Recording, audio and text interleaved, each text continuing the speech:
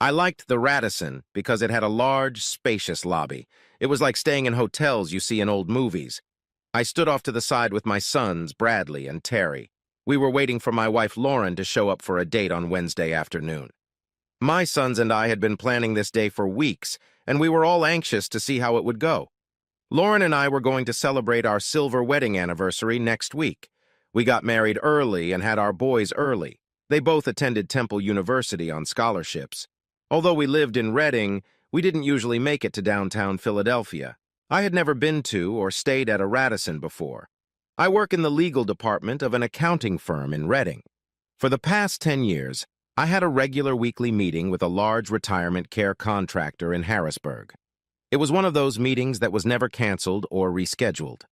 That's probably why Lauren chose Wednesday for her weekly trip to the Radisson. It was a 2-hour drive from Reading to downtown Philadelphia in horrible traffic, so it must have been important to her. I started to suspect something was going on about 2 months ago. It was just little things that caught my attention. The company had an investigator on retainer, and he was more than willing to take on a little surveillance work between his regular jobs. It was expensive, but I didn't care. It didn't take him long to find out that Lauren was traveling to Philadelphia on Wednesday morning and meeting a family friend, Kyle Standish, here at the Radisson Hotel. Lauren would always stop by the gift shop and wait for Kyle. When he arrived, he would get a room and walk through the lobby to the payphone. He would place a small envelope under the payphone and enter the elevator, always on the 8th floor. Lauren would come out of the gift shop, take the envelope containing the room key, and follow him to his floor.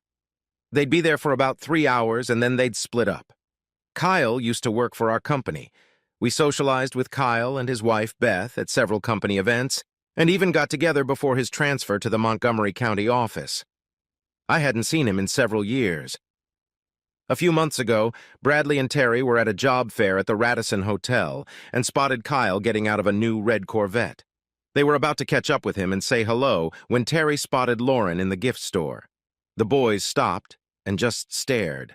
They both wondered what their mother would be doing in a hotel gift store 50 miles from home in the middle of the week. I guess it didn't take them long to figure it out.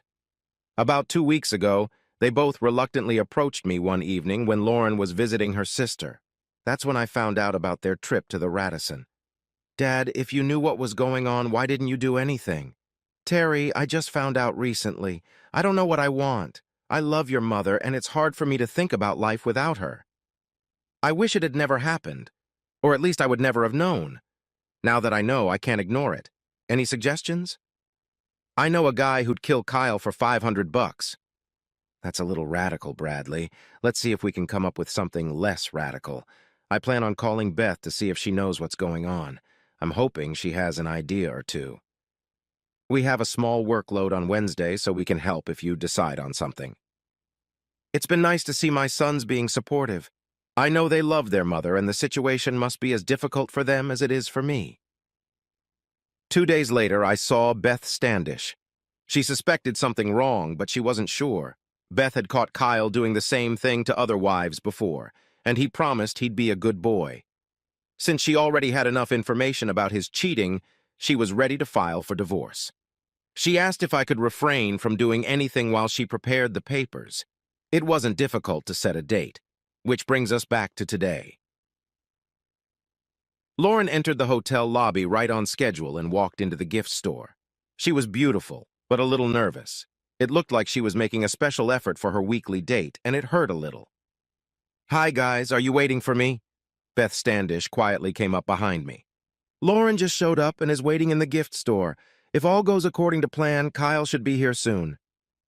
Lauren was browsing through magazines in the gift store, keeping her eyes on the lobby looking for her lover. Soon, Kyle walked past the gift store and approached the counter. I saw Lauren smile at his appearance. A few minutes later, Kyle walked out from behind the counter, stopped at the payphone, and entered the elevator. As soon as the elevator door closed, Terry walked into the gift store. He smiled and greeted his mother with open arms. Lauren looked worried. With his arm around her waist, he was able to avert her gaze from the lobby. Beth quickly retrieved the keycard Kyle had hidden and stepped into the elevator. Kyle was a man of habit. He always showered before having sex. Beth planned to wait in the hallway until she was sure he'd gotten down to it. Bradley and I slowly approached Terry and Lauren. Well, what a wonderful surprise. It's a pleasure to meet you here, Lauren. You can join me and the boys for lunch. John, what are you doing here? I thought you were supposed to be in Harrisburg. The meeting was canceled today, so I thought I'd join the boys for lunch. I called home to invite you, but you weren't there. I can see why. What are you doing here? It was obvious Lauren was agitated. I'm meeting Marcia Phillips here for lunch. You remember her, don't you, John? We went to elementary school together.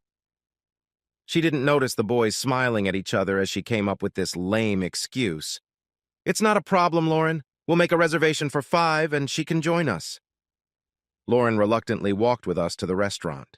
From the way things were going, she had no choice. Before she sat down, she pulled out her cell phone. I have to call Marcia and let her know things have changed. Put the phone away, honey. The hall isn't that big. I don't think she'll have any trouble finding us. I didn't want my wife calling Kyle while Beth was doing her thing.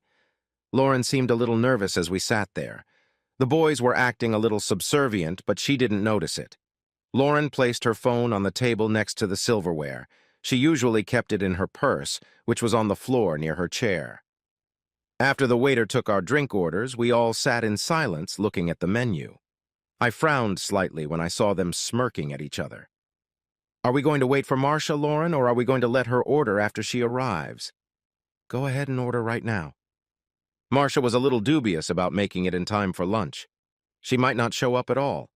I figured if she didn't show up, I could still do a little shopping. Poor Lauren was piling one lie on top of another, trying to save face. I felt sorry for her, but I knew she deserved it. The waiter brought our drinks and took our order. Lauren only ordered a fruit salad. Not 15 minutes later, Beth came to the table. She was carrying all of Kyle's clothes and his shoes. Hey, Beth. How'd it go?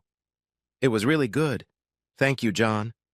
My loving husband was in the shower as we expected and didn't even notice I was there. I left the divorce papers on the dresser for him and decided at the last minute to pick up his clothes. Lauren looked scared to death.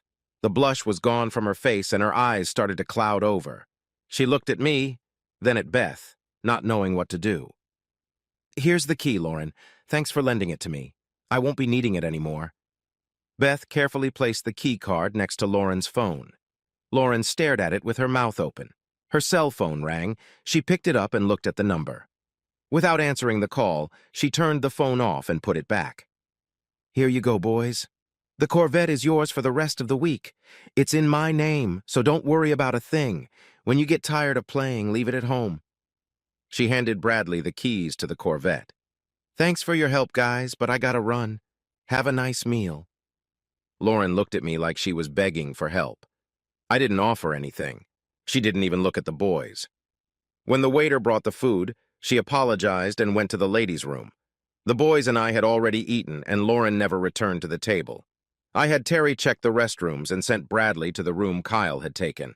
When Lauren left, she left her key card, cell phone, and purse on the table.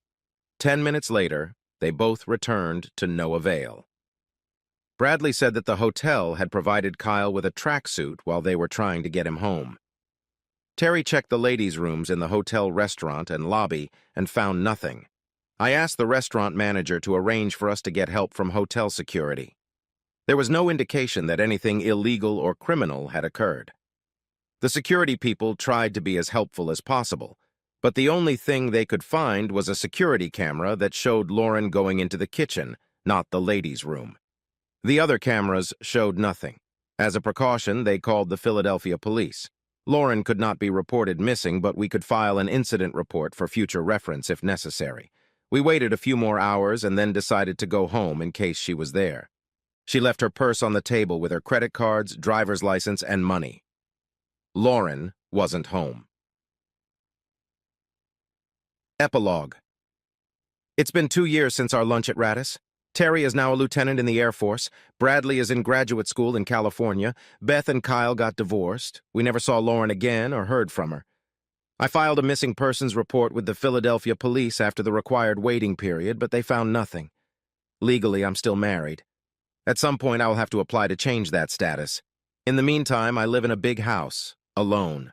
All of Lauren's clothes and other things are still here, just like she left them. I'm trying to figure out if lunch at Radis was a good idea or a bad idea. I can't decide.